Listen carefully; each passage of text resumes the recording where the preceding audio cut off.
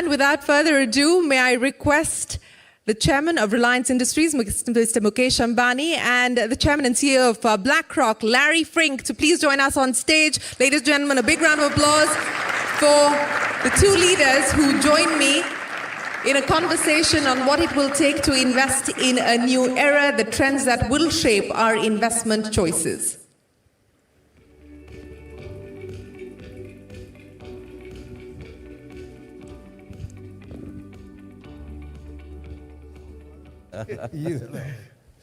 Hey Shireen, how are you? Good to see you. Good to see you. I think they want a picture, so if we can just Sure. have the two of you here.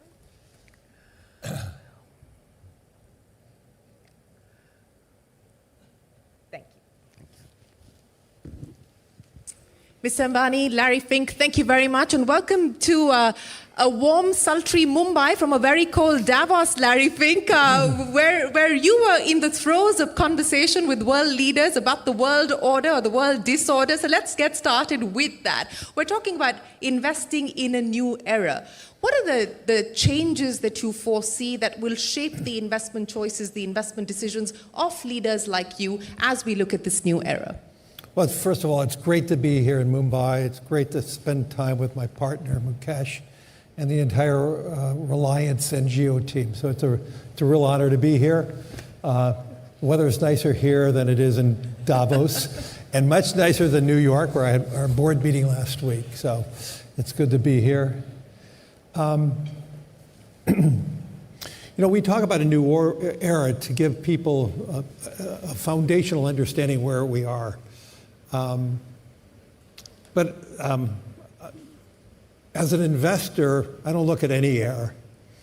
I mean, our job is to be having people focus on the real opportunities to invest over a lifetime. There's so much information that confuses people. Media talks about the moment, the velocity of money. And the reality is, for most people, they need to be in a position to grow with each and everyone's country. So when you think about the growth of India, it's not a quarter, it's not a day or a week, it's not a year, it's over a long horizon. And you could say maybe this is the era for India and over the next 20, 25 years. But if you use that as a foundational paradigm that we all want to think about, the era of India, forget about the era of investing for a second, but the era of India, the key for us, the key for BlackRock is to compel more people to understand what does that mean, the era of India, and how do you participate in it? What we've learned in the United States, for that segment of the population that had invested with the growth of America, they're far better off than those who just kept all their money in a bank account. Mm-hmm. And so the key is, if you believe in the era of India, forget about the era of India, investment, the era of India, which I believe in, we need to get more people investing alongside the growth of the country. And that's the role of the capital markets, that's the role of what we can be doing together. And to me, whether it's, you want to focus on AI, you want to focus on how we live, how we grow, how we educate ourselves, to me those are subsets of the era of India and the opportunity to be an investor alongside the growth of India.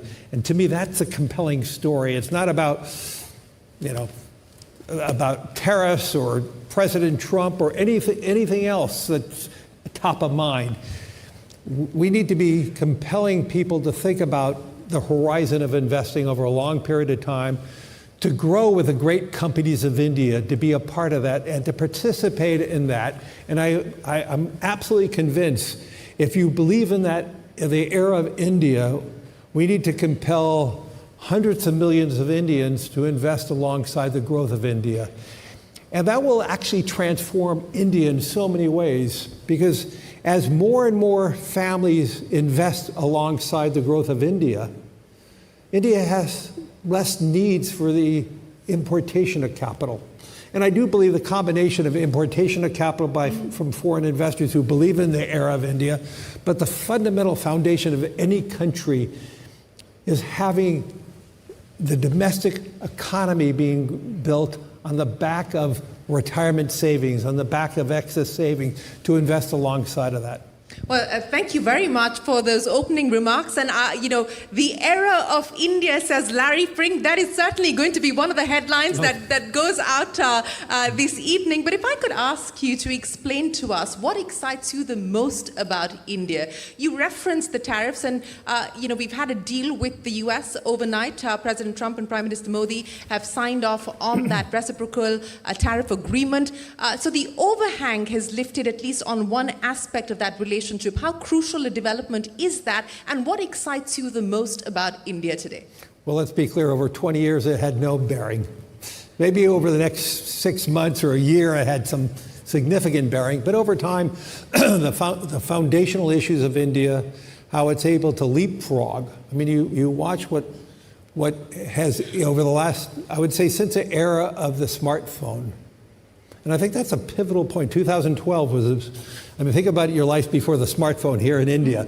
But the beginning of the smartphone, the rollout of 5G, and how that transformed India in so many ways. When you think about how the Modi administration digitized the rupee and how it transformed commerce in India across the board.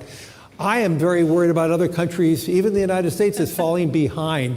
We need to be digitized. We need to be thinking about how this all plays out. I think this is part of the democratization of India, and so now India is a leader in this. And so I could cite many things that give me optimism, but the fundamental opportunity is the huge intellectualism of India, the transform what technology, whether the technology was created in the US or somewhere else in the world, the dispersion of that technology in India is really what is so inspiring, and the utilization of the new technology for more and more people, and how that transforms commerce, consumption, information, education, all of that is ripe for real solid growth. And I agree that India has, over the next 10 plus years, it's going to grow anywhere from 8 to 12%, probably hovering around 8 to 10. And that's a place where I want to personally invest in, and what we need to do is compelling more Indians to invest alongside that growth. Well, we certainly hope that more Indians are going to be investing in that story as well. And speaking of one such Indian, Mr. Ambani, let me talk to you about Larry Fink's phrase of saying that this is the era of India. Now, you've seen India over the last 2 decades transform itself in many, many ways, especially as far as the digitization era is concerned. Specifically, what excites you? What is compelling about the India story today? How have you seen it being transformed? Well, Shireen, before I answer that, let me warmly welcome Larry, and I'm grateful to Larry to again come back to India. It was a conversation that we had in 23, and it just took me 5 minutes to saying, Larry, BlackRock should be back in India. And he said, that's all it took, 5 minutes? Will you partner me? I think it was less. It was a car ride. We had to go to point A and point B, and we accomplished it in a car ride. In terms of, here you are with your full team, and we have launched the business. So thank you for again coming back to India, and India warmly welcomes you and your colleagues, and to all my colleagues from the industry and the financial community, a very warm welcome. And we look forward to working with each and every one of you. As Shireen said, I think that, Larry, there is an old Indian saying that a tree only attracts attention if it bears fruit. And today, in this new era, as you described it, India and the tree of the Indian economy is bearing fruit with great visibility, with sustainability and abundance. As everybody said, right, we are confident, like we are the largest growing fast economic growth in the world. 8 to 10% is possible and doable, and I think that sustained double digit is not ruled out. So that gives us and that is why we are, after a long time, attracting all this attention. And this has happened primarily because I think that the last 10, 15 years, right, we had two successive periods. We had 10 years of Manmohan Singh, where we focused on growth. And then we were very lucky to have now consistently 15 years of very stable leadership. So stable economic leadership defines a country. And I think that we have to be thankful to Prime Minister Modi for giving us this stability now for like going in, by 2029, it'll be 15 years. Yeah. I also think that we've got what is different about this is we've got a very clear goal. A goal in terms of saying we have to be developed, Viksit Bharat by 2047, which every Indian aspires to and has started believing in. Second, we've executed at scale, right? While as Indians, we like to criticize ourselves, and we are not, and it's a good thing in a democratic mindset, but if you see, we've built more roads in the last 15 years than any other, like multiple times than any other country, including the United States at its peak. We've built like power capacities. We are now the leading renewable power producer in the world. We've built in our own industry digital capacities, 5G, that is better than most people in the world and cheaper than most people in the world in terms of what. And now every Indian village has got 5G. So, and I can go on, like we built the same thing in terms of infrastructure, the roads that you see in Mumbai. For a long time we said that we will connect Mumbai to the mainland, and we now have the bridge that is running. So we've executed. We've also had policy which is sustainable. So even when you see between governments, right, we all thought that Aadhaar was the earlier government's piece. I think this government was wise enough to saying we've had continuity in policy at all times. In terms of that, we've had stability, we've had predictability. We've also been conservative. So as Indian successive finance ministers, we've always maintained our debt in order. Relative to global debt, we are still 50% of GDP as debt. So we are not, like the world norm is now 100%. So we've had, and I think that we've also in the private sector, and what excites me the most is the startup industry. When I interact with startups and we see young 28, 30-year-olds starting up companies, and I can clearly see, right, 100 new Reliances in terms of where, and the aspiration, the confidence that they have. And finally, it is the confidence that you see. Fortunately, we now operate across the length and breadth of India.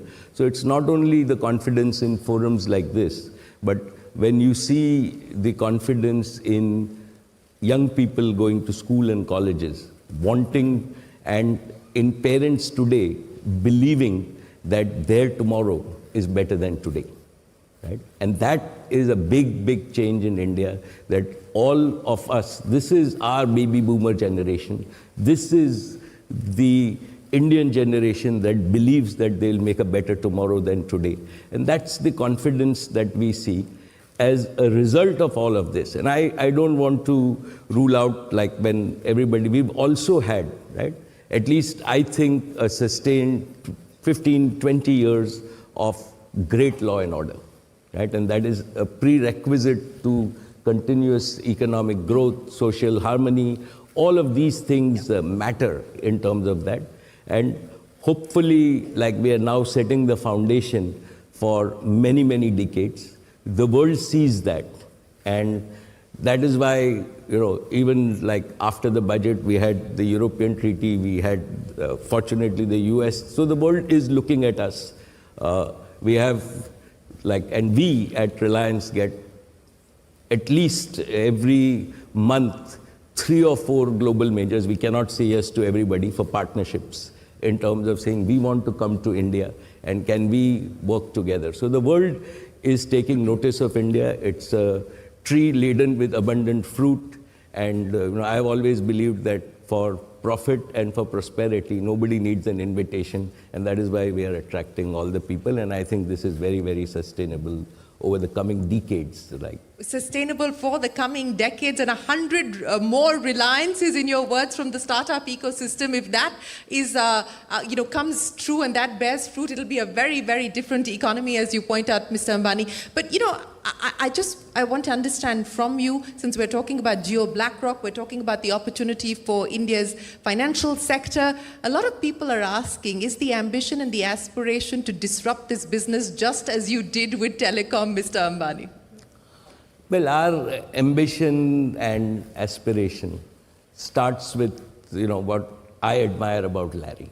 Right? And Larry is not only, right, the result-oriented CEO of a US top global multinational, right? But I think that he has a very compassionate and passionate heart. Right? When he told me that, look, like at the end of the day, purpose of BlackRock is not to just make short-term results or not even to make returns, right, for my investors and my shareholders. Right? If I cannot put this money to work, first for the betterment of society, and as a byproduct, I give my investors and shareholders returns, then I would have done my job. And that is the Reliance philosophy too. We've always believed that at our minds match. And the purpose of BlackRock, right? And I think that disruption is fashionable, but the opportunity that we see is that Indians have really been savers, right? Right from, if you look at our history, we have saved consistently over the last 5-6 decades. What has happened is that some of this saving has not been productive. If you see just the last year, right, we as India imported $60 billion worth of gold, and we imported $10 to $15 billion worth of silver. And all of this not for industrial use, but really for domestic savings in terms of... Now, this is unproductive. If we can actually convince the Indian saver that if one invests in the capital markets in a safe, transparent, and consistent way, there are returns. And these returns, we heard from all the three panelists, compound. And for us at BlackRock, the opportunity is to encourage Indians to save, but to make sure that we give them the options to convert those savings into earnings and hopefully compound their earnings so that they not only work for themselves, but they also work for the Indian economy. And that propels the Indian economy to grow in terms of what we want to do. And then we all grow together. So yes, if you call that disruption, we will use technology, distribution to achieve that for every Indian household, for every Indian small business and large businesses. That's our objective. So from the foundation and the beginnings of BlackRock, we never focused on targets of growth, ever. And yet, our focus has been relentlessly on the client, whether it's a client who's awarding us 100 rupees or a sovereign wealth fund who is awarding us tens of billions of dollars. If you are working on behalf of each and every client, and you're serving that client over a long horizon with good advice, with maybe a degree of safety, and importantly, just confidence building about the opportunities of compounding over a long period of time, through the utilization of technology to intersect more often, more frequently, to have deeper, broader relationship with your clients. That's how disruption occurs. But disruption does not occur because you set a target. The target is making sure you're living with purpose every day with each and every client. And if you can achieve that with consistency day after day, clients will reward you with more share of their wallet.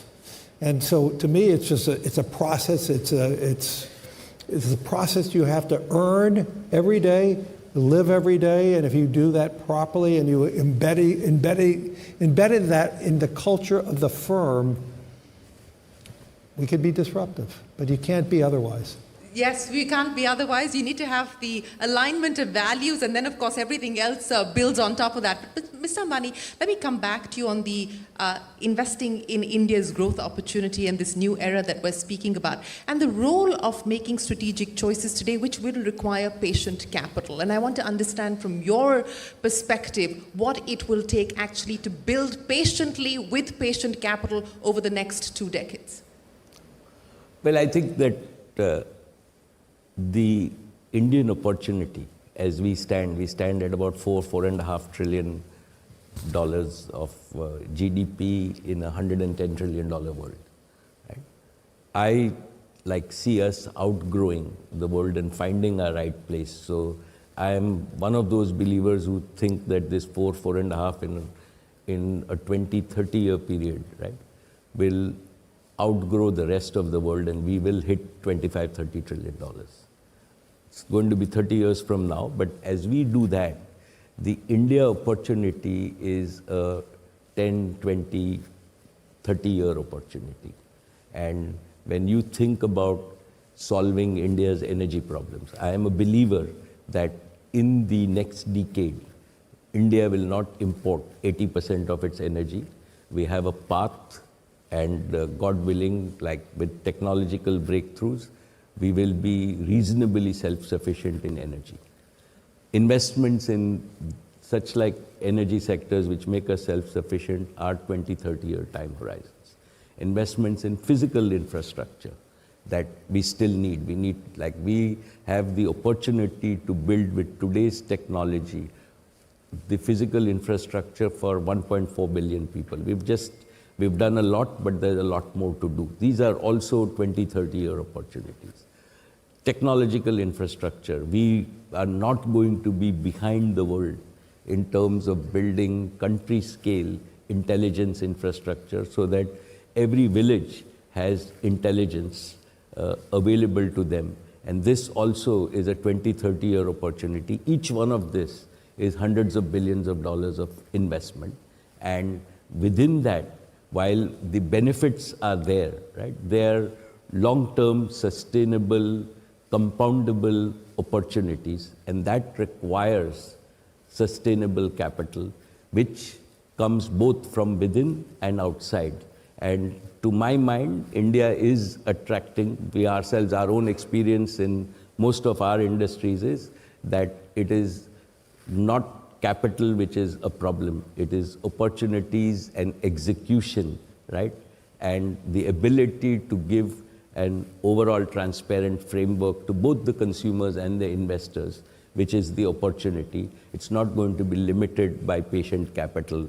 The world recognizes that India, because the world also doesn't have many such scale opportunities where they can deploy on a few projects hundreds of billions of dollars. Absolutely. The market, of course, in India presents a very compelling opportunity across different sectors, as you spoke of. But Larry Fink, let's talk about AI and the power, the potential of AI. And you're a big believer in the AI story, not just for BlackRock, but in general. You know, the stock market volatility notwithstanding, the fact that we're spending hundreds of billions of dollars in this AI infrastructure build out, and this is sort of front-loaded spending, and there's a question mark still on the revenues and the returns. How do you sum up what is happening in the world of AI today? What do you look for? What do you look at?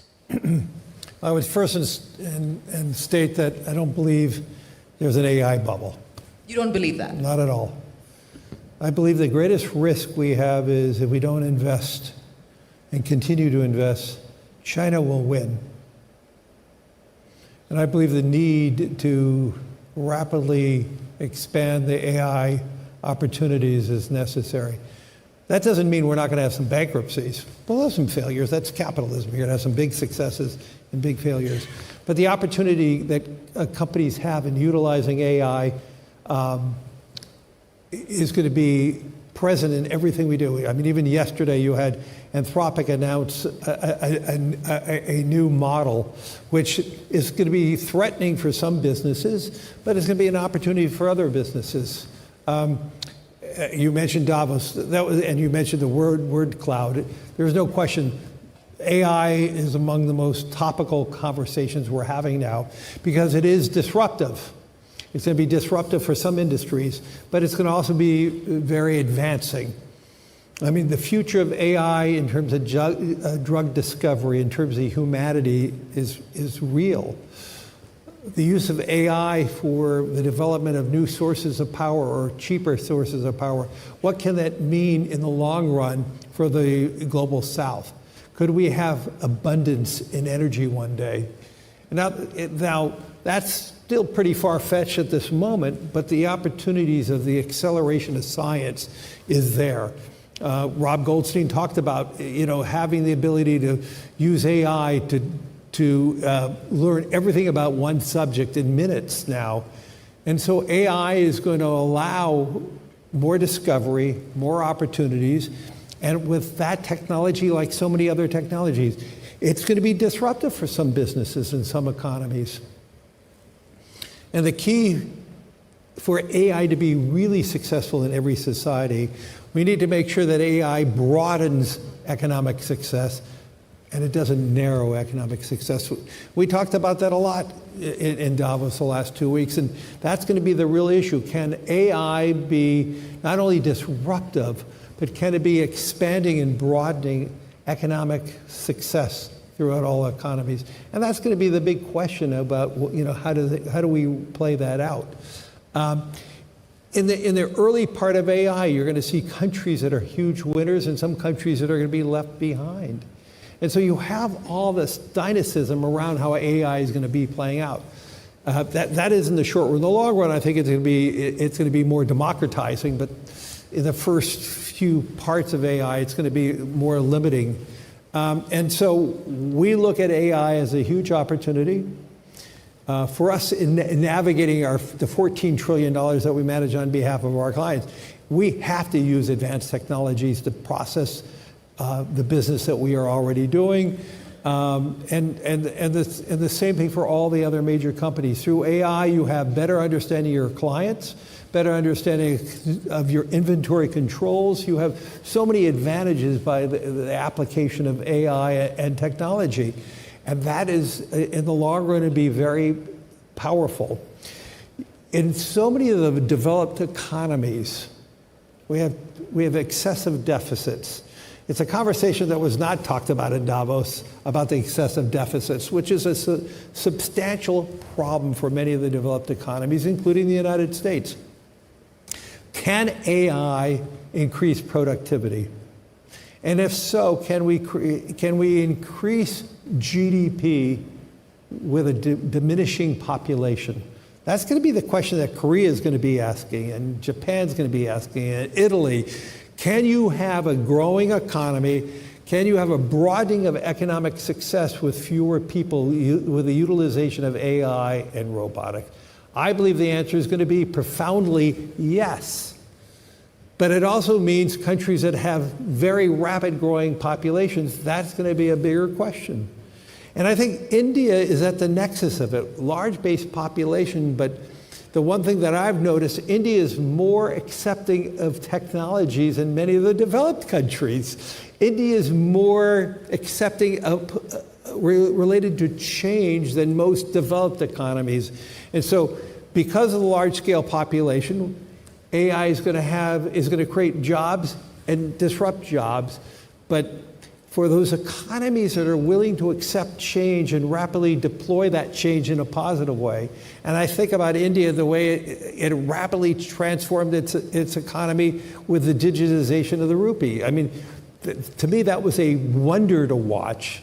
And so to me, AI is going to be a powerful growth engine in the world, but we need to make sure it's a growth engine for more.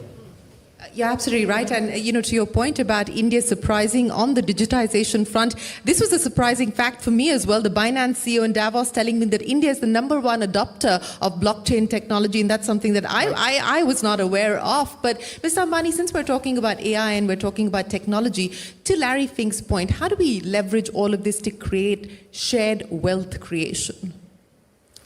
Well, I think that I'm a believer, have been a believer that we have to embrace technology. We cannot run away from it. And AI is real, right? From an India point of view, it is hugely advantageous. If we think about 200 million children in our schools, and if we now think about connectivity to all our schools, and we give ourselves a goal that in 1 decade, right, with a fraction of the total GDP that others spend on education, we can deliver to each of these 200 million kids, including in the remotest village, quality education, right? I think without AI, this problem, we could not have dreamt about solving it, and we will. We are also participating in this opportunity. This is a solvable problem.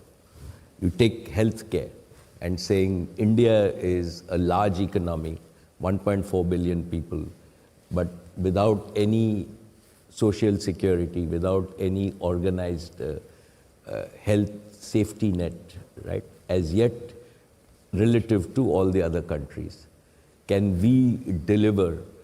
Everybody, like the large economies, spend 8, 10, 12% of their GDP on delivering healthcare to their citizens. Large amount of it is wasted in terms of what, and everybody recognizes this. Can we in India take care of all our 1.4 billion people with a digital physical health system at a fraction of global costs? Answer is cannot do it without AI. Security, right? Again, critical for our safety for all our 1.4 billion people. If you use AI, right, and complement it with your law enforcement policies, possible to do. Simple taxation, right? We can now have the ability to have for each citizen, each company, the transactional transparency.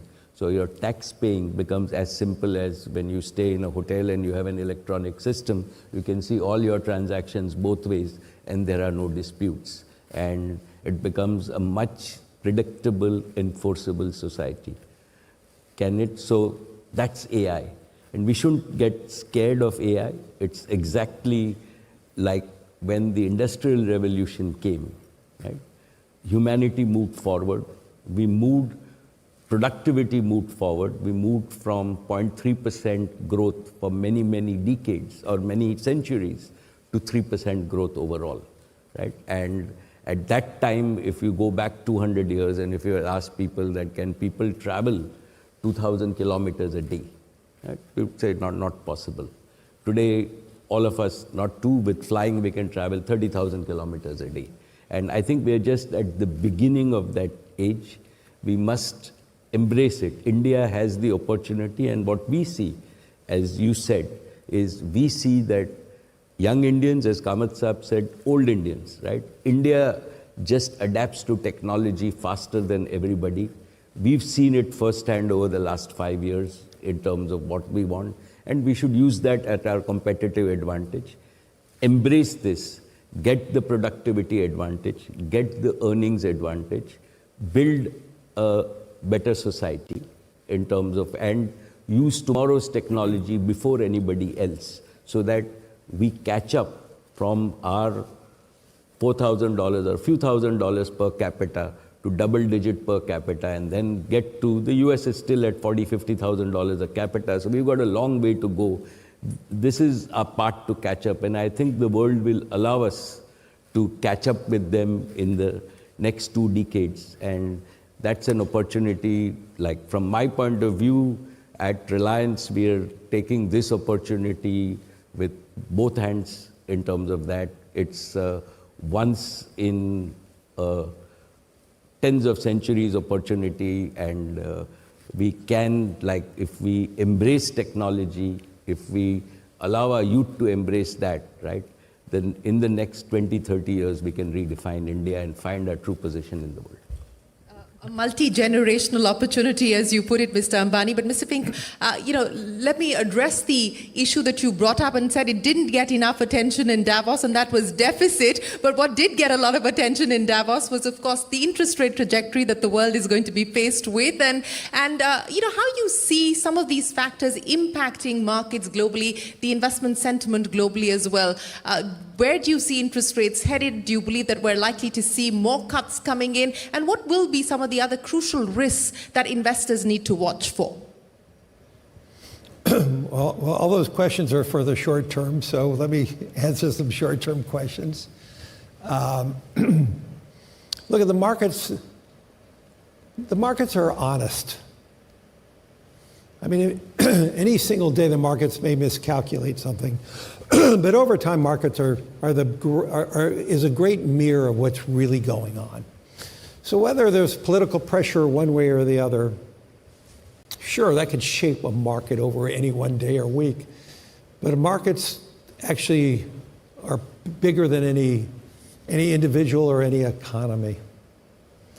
And so if the Federal Reserve eases too early, and we see inflation, we see measures that prove it wrong, you're going to have a steepening of the yield curve. So all those issues to me are not that important, to be honest. I know they're important for day traders. They're important for media because they can talk about all the churn and all that. But it really doesn't matter that much, and I don't really spend that much time focusing on those type of issues. Now, over a course of any one quarter, any one year, yeah, sure, they matter. But over time, the markets correct itself and rebalance itself. And that's pretty much the message that we have to constantly talk about.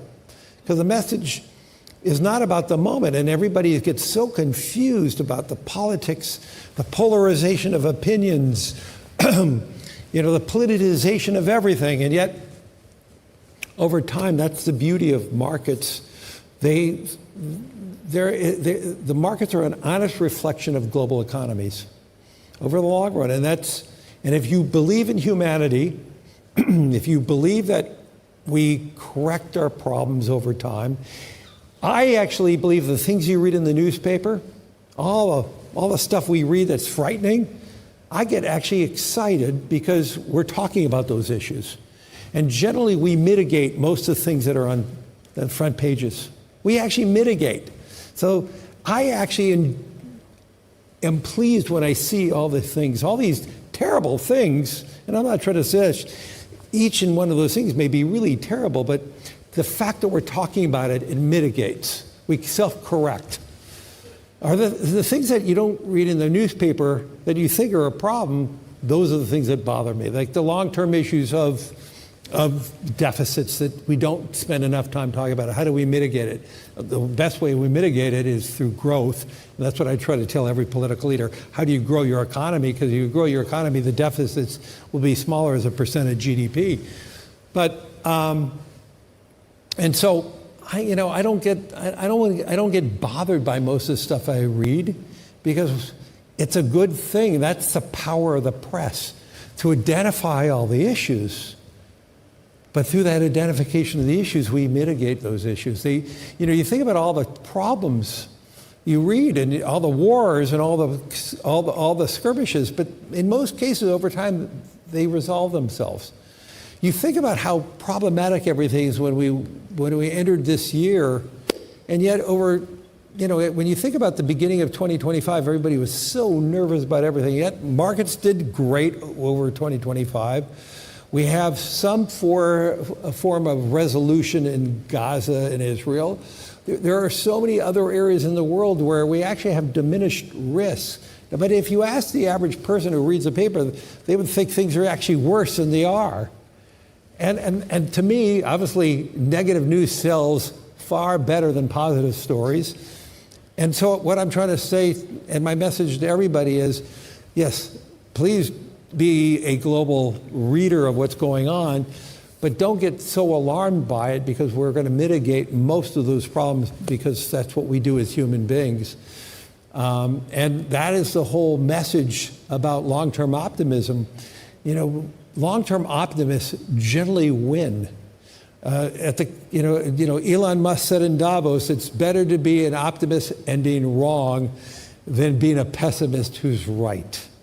And I think about just Elon himself for a second. I've never met a person who is as smart as he is, but with the imagination that he has and the guts to do what he's done. And I think in building that out, and I would just liken that to Mukesh Ambani, the ambition, the imagination. And those are the key things in growth and opportunity. And to me, this is what we all want to be a part of. We want to invest with the people who have ambition, who have the guts to do things that break the mold, that changes society, but they change society because of imagination and guts. And to me, that's the beauty of being a long-term investor. Absolutely. So being an optimist and getting it wrong versus a pessimist and getting it right, Yep. in Elon Musk's words, is more important, and you agree with him. But Mr. Ambani, you were talking about the startup ecosystem, and I want to understand from you, both of you spoke about changing the mindset from savings to investing, and both of you are focused on generating growth. What is the message to the young Indian saver today? What would both of you tell the young Indian saver? And let me start by asking you, Mr. Ambani. Well, Shireen, I think that to my mind, the India opportunity, right, is genuinely a new era. It's now, we can see it visibly over the next 2 or 3 decades in terms of, and all of us agree that growth, and we take growth for granted, but let me tell you, all over the world, people would die for 10% year-on-year growth, right? And we are growing on a large base, and we will sustain that. So for any young Indian, right, this growth is going to be converted to growth into his or her income, right? And so you would have income growth. We've got to continue our savings mindset. We still want to be conservative. We don't want to inherit too many deficit problems. We are still okay. So as long as we save, and if we make that mental mindset in terms of saying we will go and invest our savings to grow with India back into productive uses, to have these productive uses, Jio, BlackRock, and the whole financial community. Today, to my mind,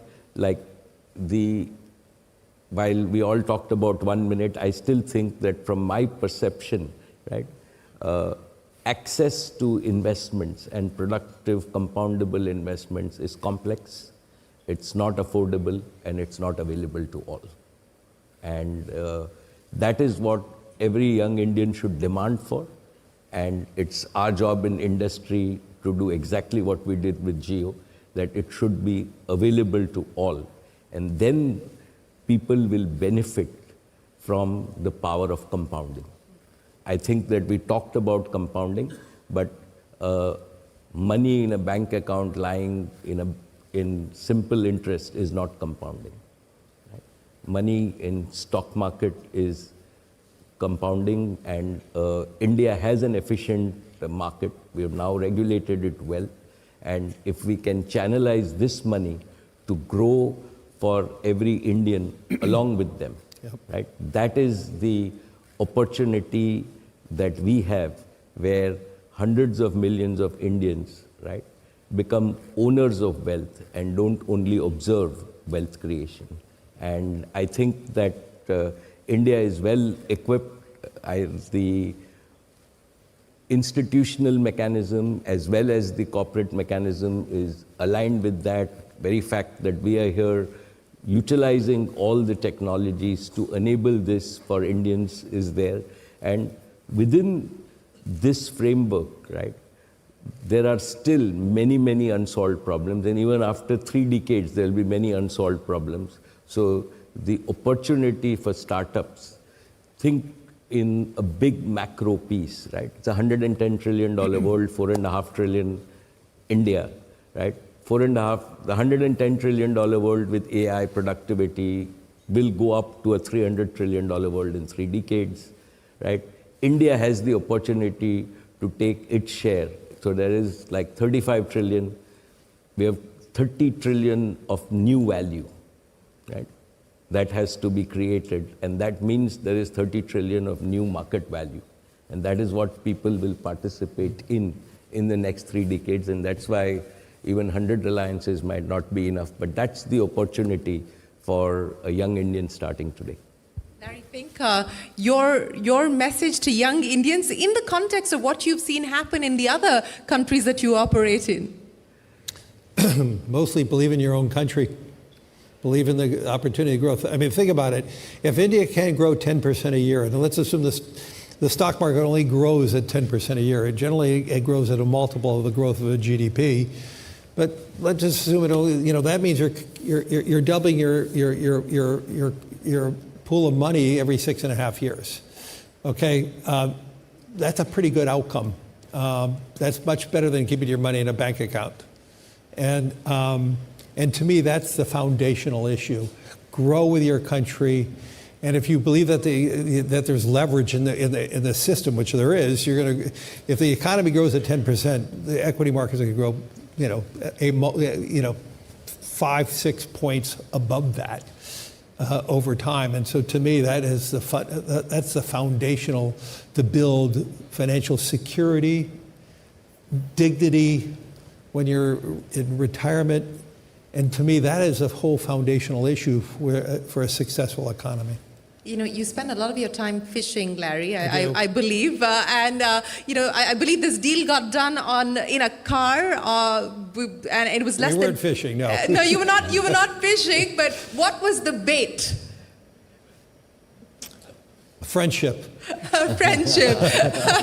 That is the perfect note to end this conversation. Larry Fink, Mukesh Ambani, thank you so very much for joining us and giving us a long-term perspective of the strength of the India story and the strength of this partnership. Appreciate your time. Ladies and gentlemen, a big round of applause for Larry Fink and Mukesh Ambani. Thank you, Shivi. You're brilliant as usual. Thank you.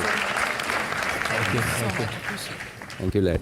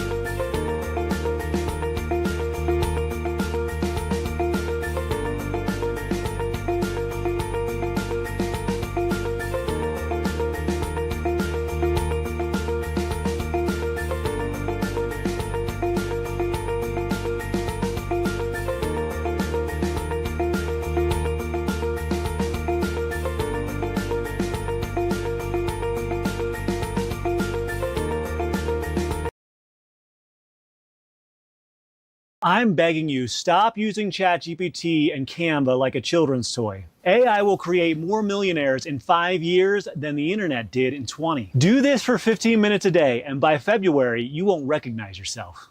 I mean, most people of my age don't realize that AI will create more millionaires in 5 years. Now it can build an entire app in 90 seconds, while Most folks over 40 know only ChatGPT or Canva. What if I've never used AI before? Perfect. We're starting the 28-day AI challenge built for beginners over 40. In just 15 minutes a day, unlock new skills, new opportunities, and a new sense of purpose. So when does the challenge start showing results? Week 1, you're unstoppable. Week 2, you're ahead of almost everyone you know. By day 28, your full AI roadmap is ready. Tap the link and start tomorrow.